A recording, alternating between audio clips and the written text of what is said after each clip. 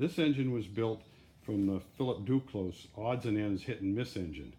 I made some changes, and as you can see, I changed the exhaust valve mechanism, and I added the cylinder head. I just thought all engines should have a nice cylinder head, and that engine was pretty ugly without it. And I also added the hopper, the top to the hopper, and made it a little more shaping.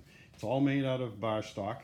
The base is heavy-duty angle iron, and the flywheels are made out of a big piece of round bar, so it's a total bar stock engine. We're going to start her up and let her run and see how easy it runs.